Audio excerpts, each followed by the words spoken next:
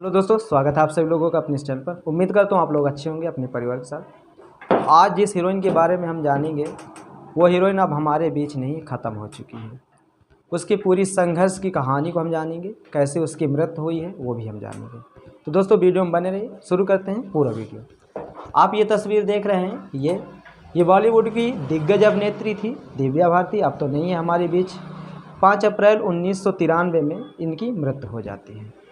और कैसे इनकी मृत्यु होती है, तो इनकी मृत्यु वर्सोवा की 5वीं मंजिल में ये लोग रहती थी, एक फ्लैट ली थी और वहाँ से ये गिर जाती है। आप ये देख रहे हैं, ये तस्वीर ये दिव्या भारती की गिरने की है। इस मंजिल से ये गिरती है और जब ख़त्म हो जाती है तो इनका चेहरा कुछ ऐसा हो जाता है, लेकिन देखने में खूबसूरत थी। बताया जाता है दिव्या भारती बचपन से ही इनका एक सपना था कि मैं फिल्मों में काम करूं, और इनका मन पढ़ाई लिखाई में बहुत कम लगता था। इनकी जो माँ थी मीता भारती और इनके पिताजी ओम प्रकाश भारती काफ़ी ज़्यादा इन्हें पसंद करते थे और चाहते थे कि हमारी दिव्या पढ़ लिख करके डॉक्टर या इंजीनियर बने। ये हीरो और हीरोइन में कुछ रखा नहीं है। तभी क्या होता है कि दिव्या भारती जब हाई स्कूल के पेपर देने जाती है तो हाई स्कूल में फेल हो जाती है। जब हाई स्कूल में फेल होती है तो इसका मन बिल्कुल नहीं लगता, लेकिन जो कहते हैं ना कि माँ बाप अच्छे होते हैं तो कुछ बच्चों को कहते नहीं हैं। तो इनके जो पिता थे प्रकाश भारती, ओम प्रकाश, वो कहने लगे कि एक काम करिए, दिव्या को आप कश्मीर वश्मीर घुमा लाइए, ज़्यादा सही रहेगा, क्योंकि अभी इसका माइंड जो है वो सही नहीं है। अगर कुछ कह भी रहे हैं तो फिर बच्ची है, सयान है, कुछ कर ले तो फिर जीवन भर के लिए हमें सोचना पड़ेगा। तभी क्या होता है, दिव्या भारती सोचती है कि क्यों ना मैं फिल्मों में काम आजमाऊँ। तभी क्या होता है कि उस समय साउथ में एक बहुत अच्छी फिल्म बन रही थी, राधा का संगम। दिव्या खैर जाती है शूटिंग के लिए, हैदराबाद में उसकी शूटिंग शुरू हो जाती है, सब कुछ होता है। तभी दिव्या डायरेक्टर से कहती है कि अच्छा ये बताइए, क्या ये मेरी फिल्म पूरा भारत देखेगा कि केवल साउथ में चलेगी।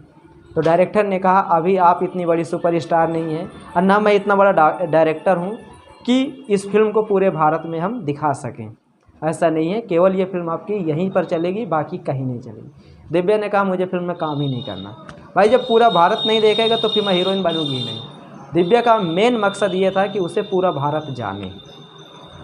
तभी क्या होता है, बिल्कुल छोड़ देती है अधूरे में। डायरेक्टर का काफ़ी नुकसान होता है। उन्होंने कहा ऐसी लड़की को यार क्या बताऊँ, मैं लेकर पछता रहा हूँ। काफ़ी ज़्यादा नुकसान हो गया क्योंकि शूटिंग भी काफ़ी ज़्यादा कंप्लीट हो चुकी थी, लेकिन उसने मना कर दिया, मैं नहीं करूँगी। तभी दिव्या की जो माता थी मीता भारती, वो इसे लेकर के कश्मीर चली जाती है। जब कश्मीर लेकर चली जाती तो अचानक क्या होता है कि फ़ोन जाता है मीता भारती के पास कि एक काम करिए, दिव्या को लेकर आप मुंबई में आ जाइए और मुंबई में हम बात करते हैं। जब दिव्या मुंबई में आती तो अपनी मम्मी से कहती है कि मुझे किसी भी प्रकार किसी का ऑडिशन नहीं देना, मैं फिल्मों में अब काम करूंगी ही नहीं। उन्होंने कहा बिल्कुल मत करना, कोई बात नहीं है, तो चलो कम से कम मिलने में क्या जाता है। तभी वहाँ पता चलता है कि एक प्रोड्यूसर साहब आए हैं और वो चाह रहे हैं कि दिव्या भारती को लेकर के एक फिल्म बनाई जाए। दिव्या पूछती उसमें हीरो कौन है, तो पता लगता है कि उसमें हीरो वेंकटेश है। वेंकटेश वही है दोस्तों जो अनाड़ी मूवी में करिश्मा कपूर के साथ, बहुत अच्छी मूवी है, कभी मौका मिले तो देखना। वेंकटेश के जब नाम सुनती है तो समझती है कि वेंकटेश तो एक अच्छा हीरो है, सुपरस्टार है, ठीक है मैं काम करूँगी। फिल्म बनती बाहुबली राजा, जो साउथ में सुपरहिट साबित होती है। खैर वो फिल्म बनने के बाद दिव्या फिर कहती है कि मुझे काम करना ही नहीं है साउथ में, मुझे काम करना है बॉलीवुड में। तभी क्या होता है, दिव्या के पास एक ऑफ़र और जाता है, और वो ऑफ़र जाता है फिल्म विश्वात्मा का। फिल्म विश्वात्मा यही है, आप देख रहे हैं ये स्क्रीन में।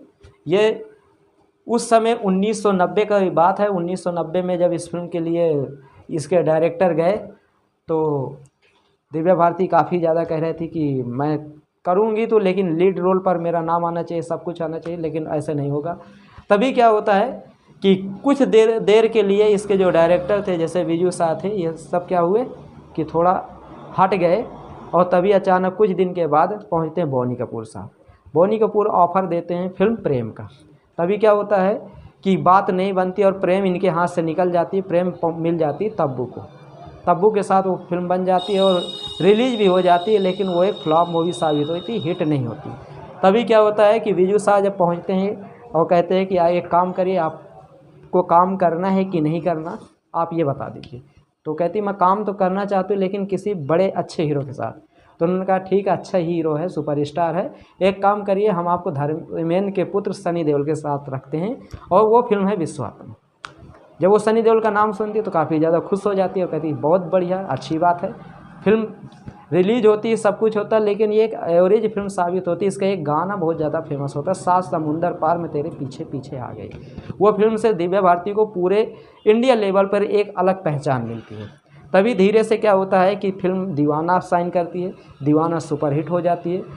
लगभग बताया जाता है कि अपने कैरियर में बॉलीवुड की 16 से 17 फिल्में दिव्या भारती करती है, जिनमें से दीवाना है, शतरंज है, रंग है, दिल का क्या कसूर है।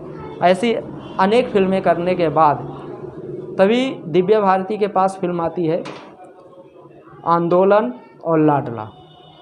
बताया जाता है लाडला जो अनिल कपूर साहब की है, श्रीदेवी उसमें लीड रोल पर हैं। तो लाडला फिल्म में दिव्या भारती 85% शूटिंग कंप्लीट कर चुकी थी, 15% शूटिंग रह गई थी। और तभी क्या होता है कि आंदोलन की भी शूटिंग चल रही थी। बताया जाता है जब दिव्या भारती ख़त्म हुई तो इनके हाथ में लगभग 17 फिल्में थी जिनकी शूटिंग चल रही थी। और तभी उसी बीच में दिव्या भारती शादी भी कर लेती हैं साजिद नाडवाला से।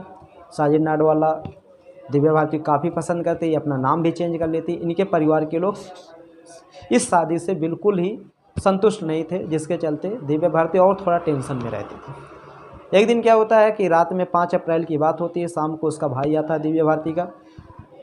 दिव्या भारती खाना पीना सब खिलाती है अपने भाई को बाकायदे, कोई दिक्कत नहीं होती।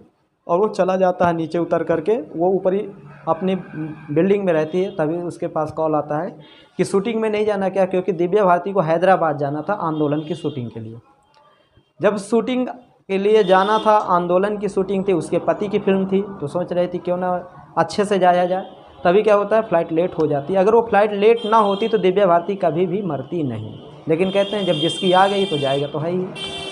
तभी क्या होता है कि अचानक ऊपर से नीचे आ जाती है ऐसे, ये देखिए, जब ऊपर से नीचे ऐसे आती है। 1993 का समय ख़त्म, पूरे बॉलीवुड में बिल्कुल एक आप ये कहिए कि सदमा लग गया। जिसको जो फ़ोन गया सब यही कहने लगे कैसे लड़की मर सकती है, अभी तो हम इससे बात किए, अभी तो हमारे साथ शूटिंग की, ये किए।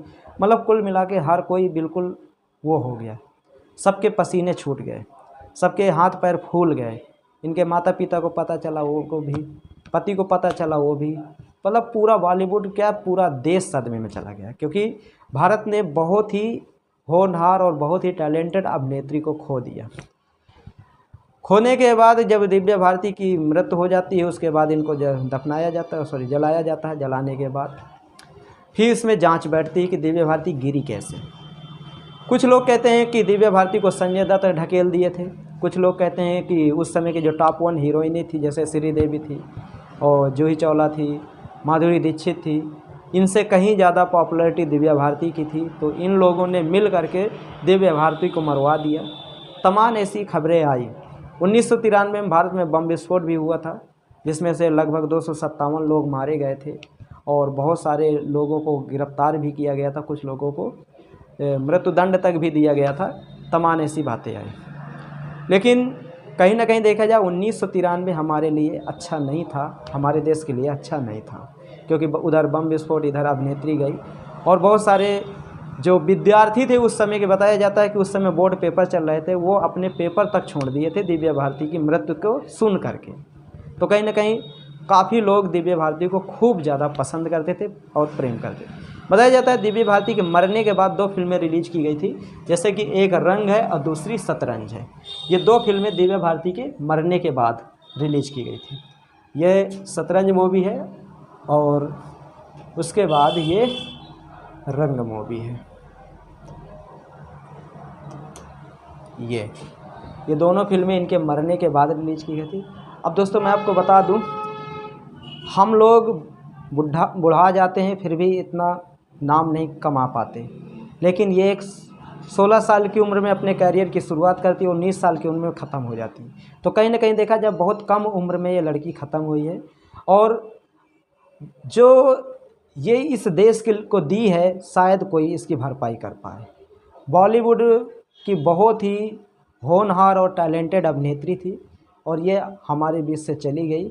आज अगर ये होती तो शायद आज बॉलीवुड की छवि अलग होती।